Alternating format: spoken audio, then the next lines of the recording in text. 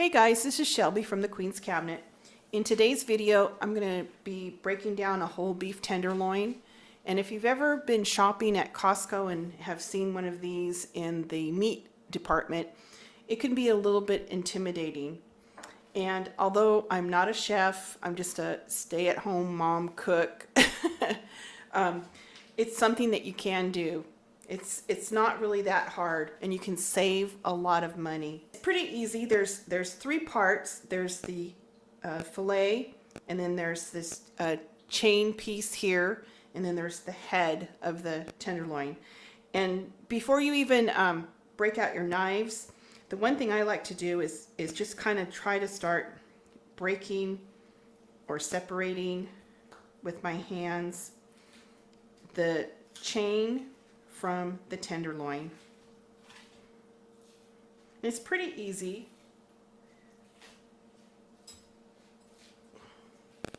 There's like connective tissue or something that kind of runs along there. And you can do a lot of this just without the use of a knife, I have found.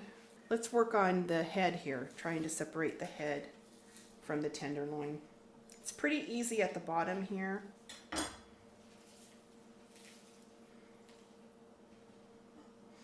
As you get closer to the head, it gets a little more difficult, but just work slow.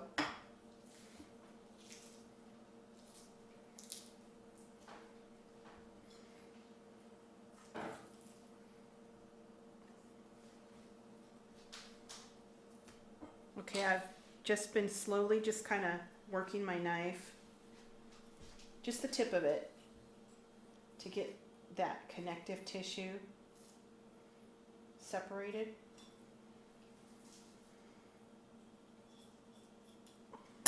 And I'm just going slow, you know, it's not a race here. You can see that the chain down here is almost disconnected. So I'm just going to make a cut there. We're doing good. We've gotten this whole tenderloin pretty well separated. This part here is called silver skin. You can kind of see it. This part here, we want to remove that as well. So I'm just going to start, you know, pulling and peeling this membrane off and using the tip of my knife when it's kind of tough.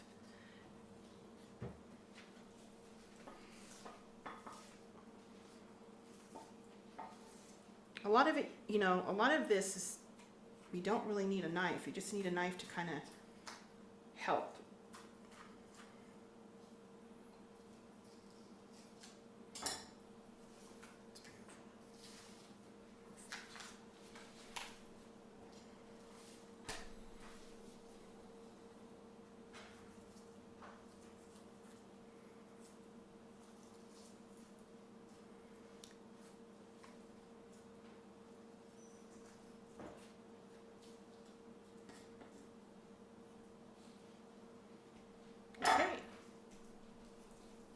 We have progress.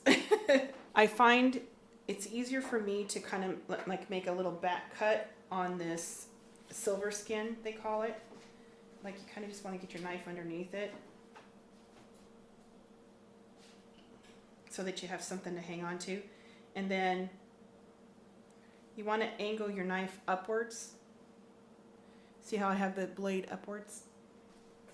See how I'm angling my knife upwards? That's going to help protect the meat below. And I'm just kind of using my blade. And you can see underneath, I'm not taking any of the meat. I'm just getting that silver skin off. Because this is inedible. This is, yeah, you don't want to eat this. We're doing good. We just have to keep working at it. So I kind of make a back cut, and then I just kind of angle my knife. See if I can get underneath that little piece there. Put tension on it, and then angle your knife upward.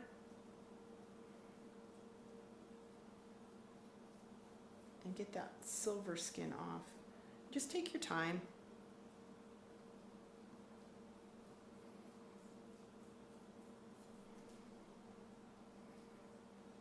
Now that you have the silver skin taken off, you can flip it over. And this is the side that has a lot more fat. It's the side that is closest to the rib on the animal. So what I do is I just take my time and I just use the tip of my knife and I come back here and I try to clean it up a little bit. Just do a little at a time. You can see, you could just kind of work your knife and just clean it up. If you take your time, you know, you can do this.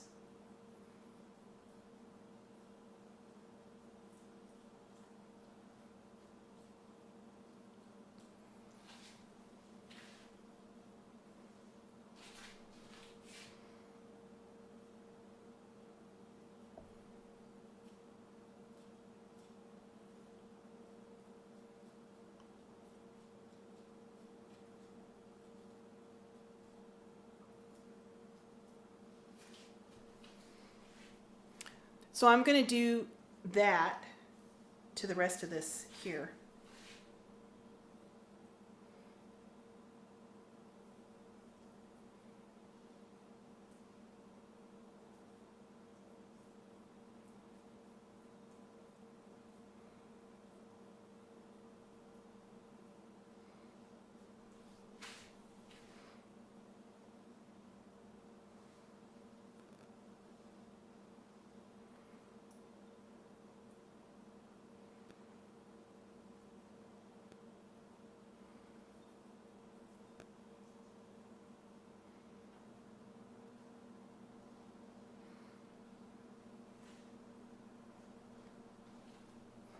Okay, so I'm just going to keep working and just cleaning up this backside little by little. It's a little tedious, so I won't make you watch, but that's all you do. Just keep working at it.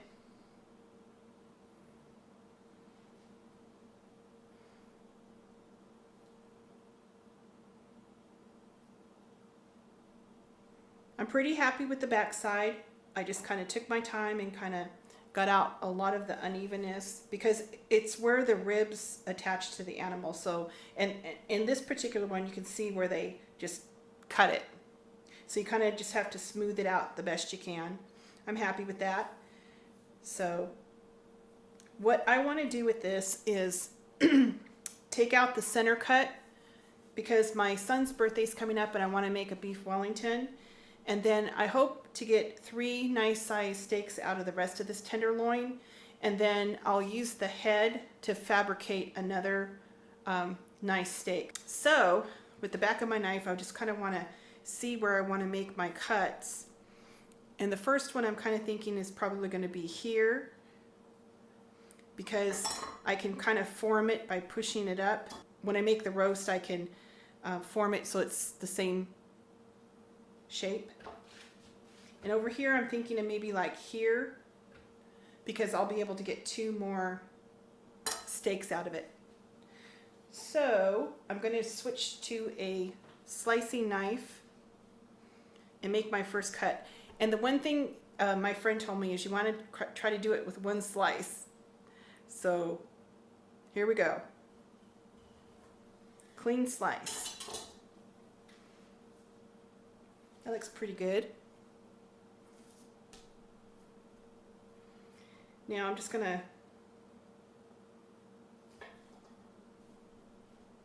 trim up that end and then push down on it and just form this one by hand. This is what they do in the restaurants. They just kind of form it by hand. You know, they're not going to, when you're in the restaurant, you don't get just the center cut. They're not going to waste these end pieces, and neither am I. So I'm just going to form it into a nice shaped steak. I'm going to make my second cut. Here's the end that we just cut. So I'm kind of thinking here. I'm willing to sacrifice a little bit of the roast so I can get 2 more tenderloin steaks. So I'm going to cut here.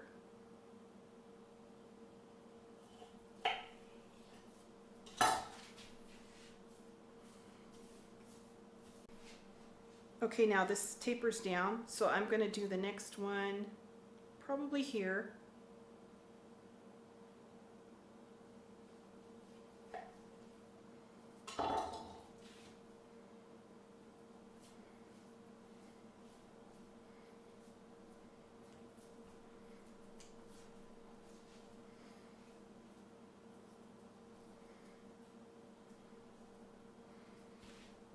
And this one I'm going to take the tail off a little bit.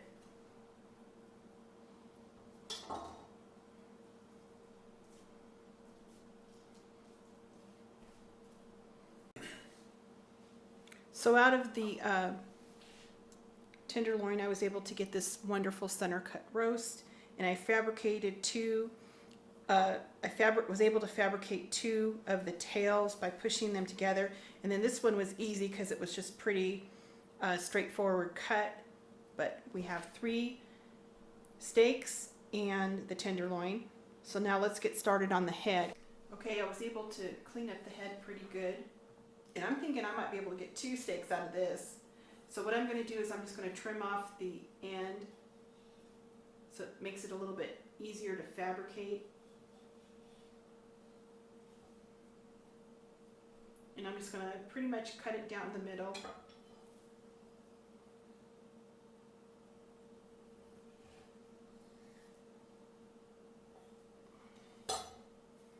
And then you just kind of shape it and then just kind of push down a little. And just fabricate the shape of the steak. This pile here is what we have left. And what I'm going to do here is I'm just going to start working on these little pieces and cleaning them up a little bit. So we spent $45.37 for the whole tenderloin. We got that sale for $6.99 a pound, and we stocked up. Out of that, we were able to fabricate the center cut, which we plan on using for our son's birthday party. We're making a beef Wellington, pretty fancy. And then we were able to fabricate 5. They run about 7 to a little over 8 ounces a piece.